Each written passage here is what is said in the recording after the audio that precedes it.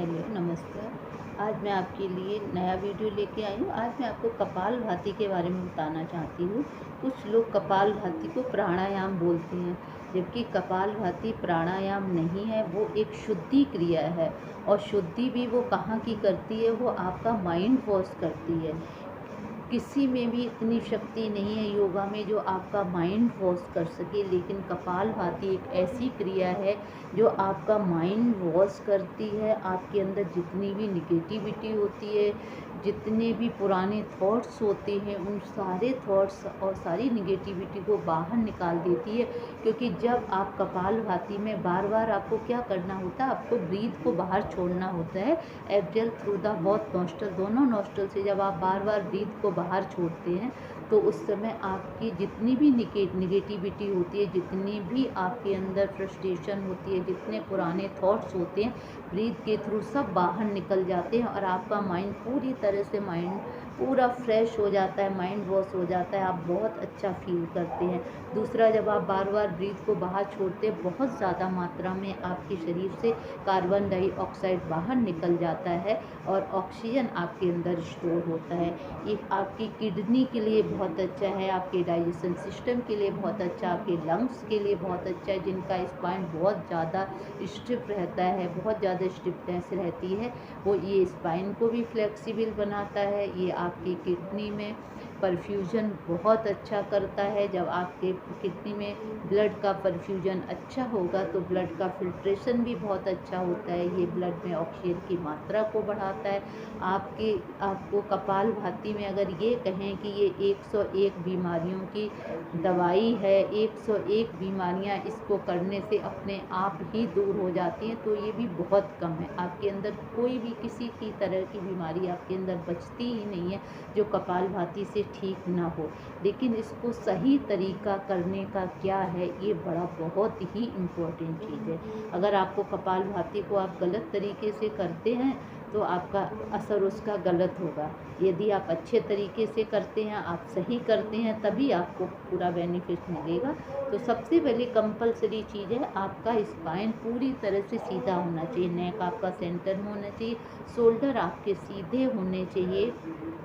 और इसमें सिर्फ आपको कंसंट्रेट करना है ब्रीथ को छोड़ने पे। आपको ब्रीथ को छोड़ना है, लेना नेचुरल प्रोसेस है। आप बाहर छोड़ेंगे, ब्रीथ अंदर जाएगी, तो आपका पूरा फोकस होगा ब्रीथ को छोड़ने। झटके के साथ दोनों नॉस्ट्रल से ब्रीथ को बार बार बाहर छोड़ने की क्रिया को कपालभाति कहते हैं। ये आपके कफ दोषों को भी दूर करती है। जिनकी नाक की हड्डी बढ़नी शुरू हो जाती है उनको फ़ायदा होता है, जिनको अस्थमा की प्रॉब्लम है उनको फ़ायदा होता है, जिनको सांस लेने में प्रॉब्लम होती है उनको फ़ायदा होता है। तो कौन सी ऐसी बीमारी है जिसमें कपालभाति से जो ठीक नहीं होती है? तो प्लीज़ आप कपालभाति को कीजिएगा। तो मैं आपको एक बार करके बताती हूँ, लेकिन आपने करना बिल्कुल सही तरीके से। आप किसी भी पद्मासन में बैठ जाइए। यदि आपसे पद्मासन नहीं लगता है तो आप अर्ध पद्मासन में भी बैठ सकते हैं। एक पैर को ऐसे रख के और आप अपने बैक को पूरा सीधा कर दीजिए। दोनों हाथ आपके इस पोजीशन में होंगे, दोनों घुटनों के ऊपर रखेंगे और इसमें सिर्फ आपको ब्रीथ को बार बार बाहर छोड़ना है। अगर जो लोग पद्मासन नहीं लगा सकते, अर्ध पद्मासन नहीं लगाते, वो वज्रासन में भी बैठ सकते हैं और आलती पालती में भी बैठ के कर सकते हैं। लेकिन इसका मतलब यही होता है कि अगर आप पद्मासन लगाते हैं तो ऑटोमेटिकली आपका जो स्पाइन है वो अपने आप ही सीधा हो जाता है। वही वज्रासन में होता है कि जब आप वज्रासन लगाते हैं तो आपका स्पाइन सीधा हो जाता है। तो बस सिर्फ ये कंपलसरी चीज़ ये है, क्योंकि जब आप कपालभाति करते हैं तो आप कहीं ना कहीं लूज छोड़ देंगे। जहाँ आप लूज छोड़ेंगे तो आपका वहाँ पे पेन शुरू हो जाता है। तो आपको सही तरीका आना चाहिए। अगर सही तरीके से आप कपालभाति करेंगे तो आपको कपालभाति का पूरा फ़ायदा मिलेगा। तो इसको सही तरीके से ही करना है, इम्पोर्टेंट चीज़ यही है। यदि कपालभाति वैसे कितने टाइम तक करें, कुछ लोग ये भी पूछते हैं, पर इसमें टाइमिंग की कोई प्रॉब्लम नहीं है कि आपको कितने टाइम कपालभाति करना है। ये एक नेचुरल प्रोसेस है। जब आप कपालभाति करने में परफेक्ट हो जाते हैं तो समय और संख्या आपको पता ही नहीं चलती है कि आपने कितना टाइम कर दिया। लेकिन स्टार्टिंग में जब आप करते हैं तो वैसे इसका एक मिनट में 120 स्ट्रोक्स होते हैं, लेकिन आपको काउंट नहीं करने। एक मिनट में आप कंफर्टेबल होकर जितना कर सके उतना कर लें और बीच में रुके, थोड़े रुकने में आपने आँख नहीं खोलनी, रुकेंगे, आँख को खोलना नहीं है, बंद करके ही आपको दोबारा शुरू कर देना है। इस तरह से 2-3 राउंड से आप शुरुआत करें। धीरे धीरे जब आप करने में परफेक्ट हो जाएंगे तो आपकी टाइमिंग अपने आप बढ़ती जाएगी। तो स्टार्ट करते हैं। सिर्फ आपको ब्रीथ को बाहर छोड़ना है झटके के साथ। तो आँख को बंद करेंगे, उस समय आप अपने आप को कंसंट्रेट करेंगे, ब्रीथ को ऑब्जर्व करेंगे। Then start.